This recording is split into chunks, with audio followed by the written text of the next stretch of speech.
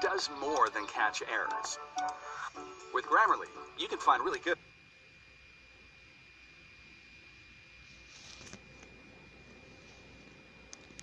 in his temple before the battle is fought. The general who loses a battle makes only a few calculations beforehand.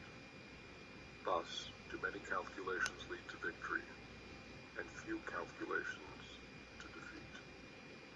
How much more no calculation at all? It is my attention to this point that I can foresee who is likely to win or lose.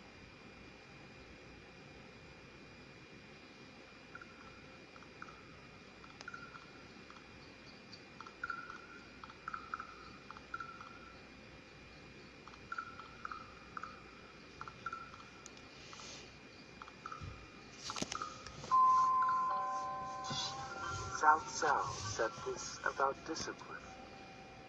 When you lay down a law, see that it is not disobeyed. If it is disobeyed, the offender must be put to death. Du Mu told this story.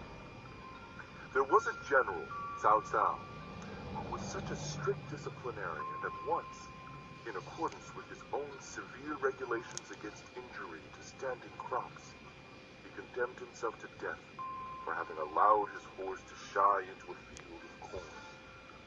However, in lieu of losing his head, he was persuaded to satisfy his sense of justice by cutting off his hair. Zheng Yu said of planning, while the main laws of strategy can be stated clearly enough for the benefit of all, you must be guided by the actions of the enemy in attempting to secure a favorable position in actual warfare. Sir W. Fraser tells this story. On the eve of the Battle of Waterloo, Lord Uxbridge, commanding the cavalry, went to the Duke of Wellington in order to learn what his plans and calculations were for the morrow, because, as he explained, he might suddenly find himself commander-in-chief and would be unable to frame new plans in a critical moment. The Duke listened quietly and then said, "Who will attack the first tomorrow, I or Bonaparte?" "Bonaparte," replied Lord Uxbridge. "Well,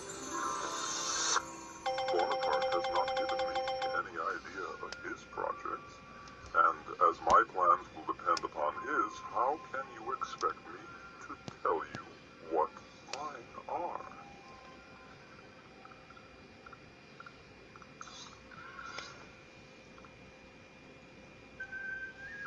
Chapter 2.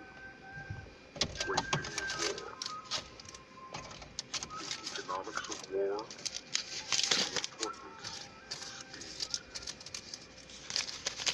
Sun Tzu said, "In the operations of war, where there are in the field 1,000 swift chariots, 1,000 heavy chariots, and 100,000 mail-clad soldiers, with provisions enough to carry them 1,000 li, the expenditure at home and at the front, including entertainment of guests, small items such as glue and paint, and sums spent on chariots and armor, will reach the total of 1,000 ounces of silver per day.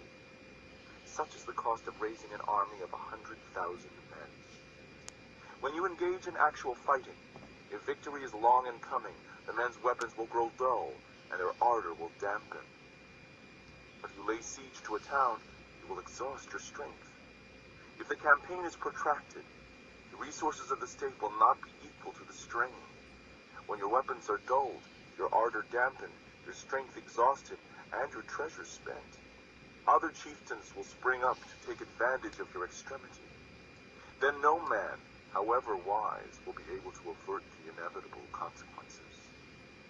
Thus, though we have heard of stupid haste in war, cleverness has never been seen associated with long delays. There is no instance of a country having benefited from prolonged warfare. Only one who knows the disastrous effects of a long war can realize the supreme importance of speed in bringing it to a close. The skillful leader does not raise a second levy. Neither are his supply wagons loaded more than twice. Once war is declared, you will not waste precious time in waiting for reinforcements, nor will he turn his army back for fresh supplies. He will cross the enemy's frontier with no delay. Bring war material with you from home, but forage on the enemy. In this way, the army will have food enough for its needs.